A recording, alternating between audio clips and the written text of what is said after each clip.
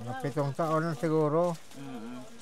Yung isa, yan ang tagal-tagal yung panganay din. Oo, kami nagpalaki niyan. Oo. Maliliit pa yan yung sa amin na yan eh. Tapos? Ngayon, hindi na kami binubuligan nila.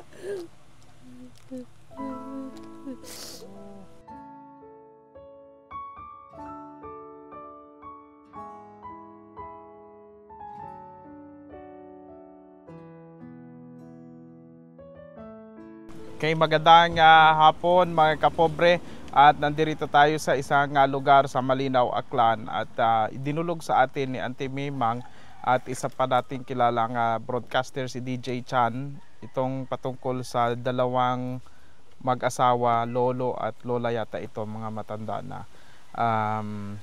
Medyo talagang nakakalungkot ang kanilang kalagayan and pumukaw sa damdamin ng mga nakakita, kaya gusto nila na ni-request na baka pwedeng mabisitahan. Kasama natin yung isa sa mga nagmamalasakit dito. Anong pangalan mo, ma'am? Darin Enson, sir. Anong kumusta itong dalawang matanda? Gagubog o tagid aberon man na, sir. Pero, Tagalog lang. nakahiga na kasi yung sir, yung lalaki. Pero noon na, yung mga 3 months ago lang siguro.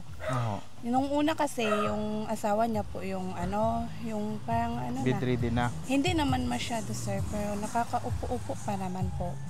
Tapos, lately, hindi na namin nakikita kasi Sangkol Pedro. Tapos, syempre nagtanong na din kami kung asa na siya, ano nangyari sa kanya, or kamusta na ba siya. Tapos, yung tiyahin ko na isa, yung pinsan ng nanay ko, laging pumupunta dito. Yun yung sabi niya na bedridden na daw. Tapos, nagulat na kami. Tapos, sila yung pumupunta dito palagi ba, sir? Tapos sabi niya sa akin, as in kawawa na talaga yung sitwasyon ba nilang mag-asawa kasi pareho na sila na ganyan na.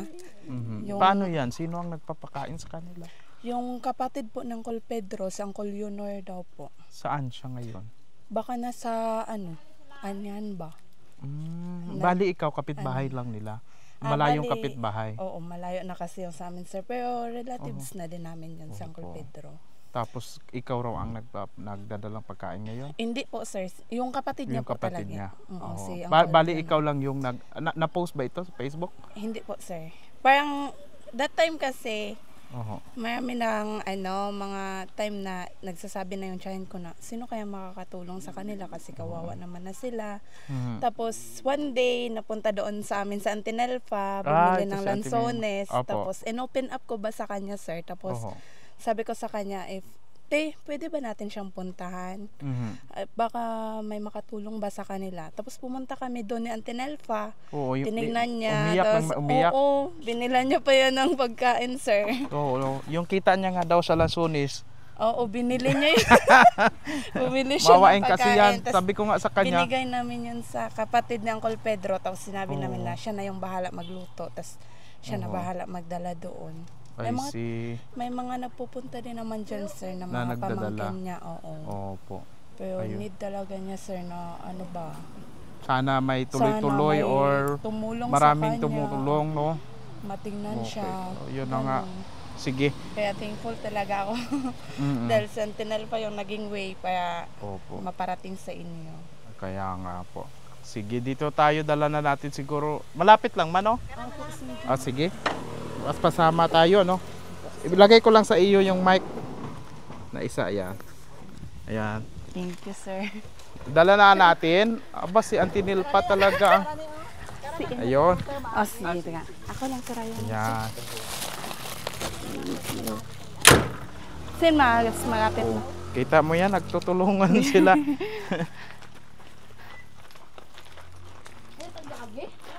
Baka na mitong nila.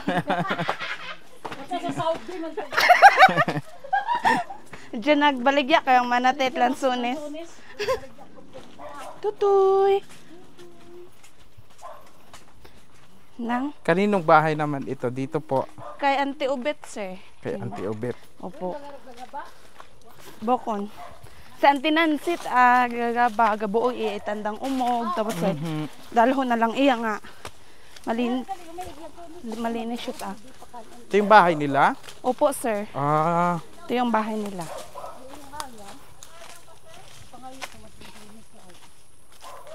Ito yung bahay nila. Waka naghambay. Ay, bay, kita mo, bago malang Ay, ho. magtawag. Ate, anuhan na Ayun. lang. Tagbalay. Tao Uncle po. Pedro, hindi na po kasi sila makaano sir. Hindi na sila maka... Ready na talaga siya. Oh. Pad lang sila, no? Oo sir, hindi o Nainitan siguro sila. Binitin na lang. Mm-mm. Ay, talagang... Harong teo nga, ano, gambong. Harong teo, Opo. tapgan, Ito yung tapgakan ba? sitwasyon nila. Kaya kita ako niya ginhanap pisang adlang ha. Bako Si ka. Auntie Mimang kasi ito mga kapob. Larin call. Likas talaga to na Uncle. maawain. Hi. Namimili siya Larin. ng mga lansunis. Oo. Nakita niya ito.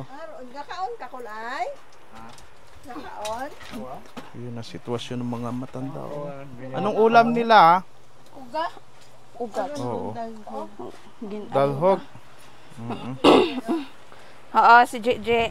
Agse. Hello, Lolo. Larin. Kumusta kayo? Ay, makalalanggit. Ang tao, basta ano kita galing. Nagbubuga na yan ng kwando yun. Gumuka na rin. Oo. Ano yung dating trabaho mo, Tay? Ito pang lang man. Kapanguma. O, sige, Tay, mikropono ito, Tay. Mikropono. Mikrofon. Pwede na ko na hambal mo. Pero niyang kolay. Ayan yung sitwasyon pala nila. No? Ano, abi nga sandilog nga apo sir, ito kay Doc Harriet, naga schoolboy. Ah, yun lang yung apo niya. May isa pa. Bilog ay iro yung anang da kaibahan iya. Din, Sino? Saan yung kasama niya po? taongan ni kung saan yan, wa ito. So may apo siya dito na kasama. Oo, sir. Oho. Sino itong lalaking ito dito? Ay, doon sir, anang apo nga ga schoolboy kay Doc Harriet. Working student siya. Opo. Ayun. Si Lester po. Mister. Wow, pag makatapos ay ginoo ko. Oo. Basta nandito may tulong tayo, ano po. Ito yung mga dala natin, mayroon tayong bigas, gatas, groceries. Ayan po. Salamat din. Oo. Nagbuhi-buhi kami. Opo. Oy. Sino nagabulig kinyo iyatay? May iyaman eh. Mhm. Tagal man kami. Mhm. Tawan. Ulti man at sir. Pangayo kami bowling.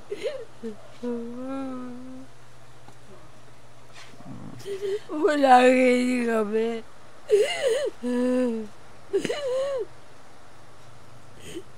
Yun lang. Pupuligan sana kami dito pwede. Salamat kay Sir Archie. Salamat lang Okay, Tay, ibali ikaw po ang nag-iisang kapatid ng dalawa dito. Oo. Ano yung sitwasyon nila po? Paano nagkaroon ng ganyang na hindi na makalakad tong dalawa? Kanit ang buhay ito ng kanaronoy. Kung nabi kami at kwarta ay pabgong. Bali na alin sa daray? Na alin? Ang pinawad na itong maguhang aronoy. Kuha na sayrang ko itong ginubog ito mo. Kaya kami ginato diyan pagkauna na ron. Ayan, sige na, ilagay mo para mabukat na ta.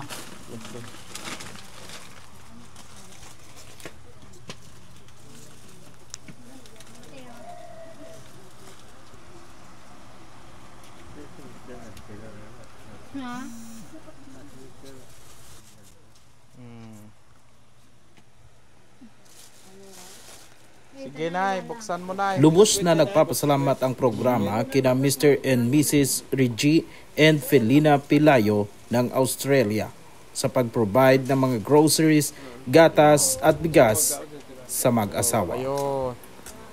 Aton man to gala. Awa. Yan, sige, buksan mo lang dyan na pagka gusto mo kumain.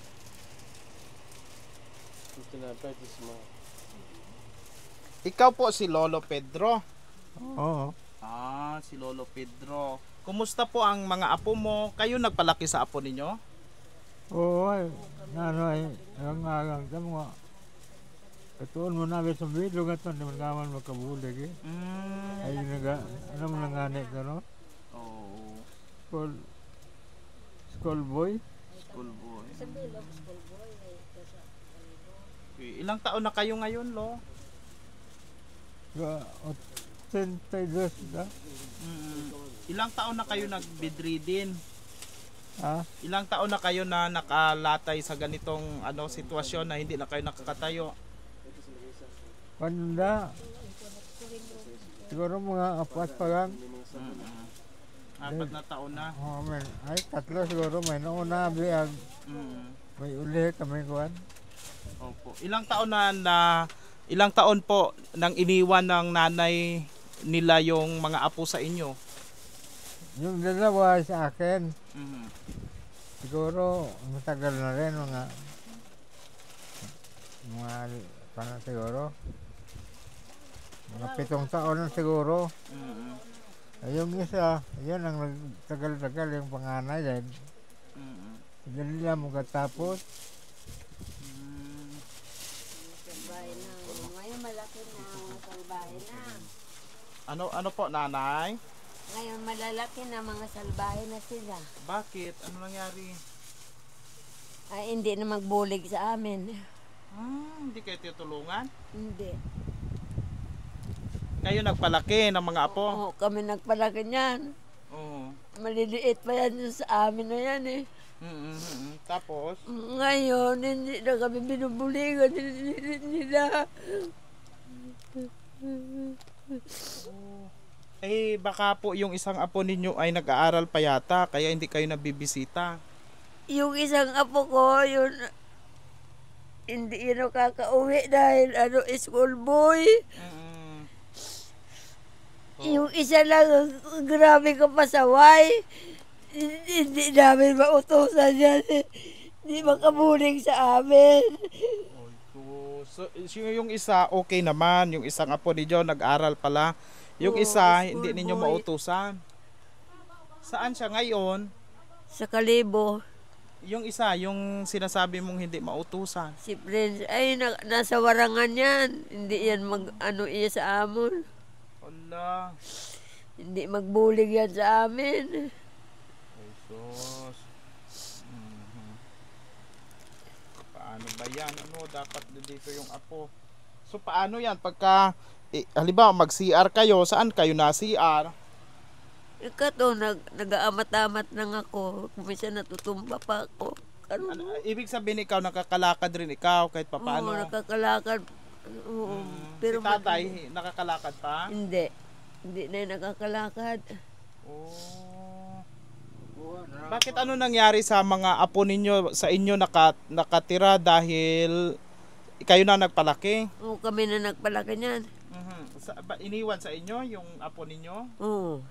Bakit saan yung nanay po at tatay? Nasa Manila. Tapos? Ay, yung tatay, nag-asawang muli. Naghiwalay sila ng Oo, naghiwalay sila. Tapos ikaw na nagpalaki. Kayo na nagpalaki kami sa mga na apo. nagpalaki niyan. Ay, ngayon malaki na, mga matigas ng ulo. Jesus, Ginoo ko. Hindi mo mautusan. Saan na kaya yun? Ayan nanay ha, yan po ang ating munting maraming lamok dito sa loob mo, no? Maraming lamok dito. Dapat magkulambo talaga kayo. Ayun. Ito po ang ating Salamat ha. opo, welcome tayo. Pagkaraos kami. Mga ano lang. Lang ako sa inyo lahat kayo tumutulong sa ko bilang bayaw, no? Anong tawag yun sa hipag, no? Hipag. Kung wala kayo, yun na nga, wa misan ako nga, wa man ko, kaso lang, natulungan ko lang gid para may ana. Makakaon kami, kaon man imaw. Kaya yung nag-umpisaw tala ng sitwasyon na hindi mo na may pag-asa, sana nga. Imaw naghungit. Nung nahungit, na ron. Kung imaw ay ako, tay. Ginatawaan ko lang imaw it. Pinggan nga ron, naghumay. Sangkiri lang, anang ginakaunan. Kaina, sangkiri lang, gid. Konti-konti na lang siya kumain? Oo, pero gatas. Kakabi, itlog, sang adlaw ko. Bumili yung ano ko, yung magad ko ng karne nga baka, yun, nakasatikim sila. Pero kung wala, taste gulay. So kung ano rin yung pagkain Oo, yung ninyo, pagkain namin, yun din sa kanila. Wala, iba talaga, yun lang. Tuyo, minsan itlog. Yun lang talaga. Katulad ngayon, ang ano nila ay may gulay. Oo. Yun din ang ulam nyo kanina? Oo. Ikaw nagdala po noon? Oo, kanina. Kaya kunti lang mang kinain niya, anong eh. Paano ito? Parang may problema daw sa apo. Yun. Anong mangyayari? Yung apo daw ay nagpapasaway. Pwede ba natin makausap yan? Aywan ko, hindi ko nakikita na ngayon. Wala, maalis eh. Kung dumating ako rito, nandyan siya, maya-maya, aalis na. Yun lang. Pero pinagsasabihan ko, sabi ko sa kanya, magluto ka na lang dito. Kahit na magluto na lang, yung ulam, dadalhin ko na dito kung gulay, kung ano man sa bahay.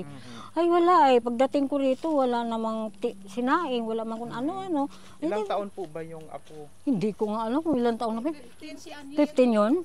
Bata pa pala. Bata pa nga. Una po sa lahat, thank you kay God kasi nakarating po sa inyo. Pangalawa po sa inyo na tumulong sa kanilang mag-asawa. And then kay Auntie Nilfa, syempre thank you so much kasi nakarating yung pagdaing ko sa kanya na tulungan yung mag-asawa. Thank you so much sir sa pagsagot tapos sa pagpunta dito para sa kanila. Maraming salamat po talaga.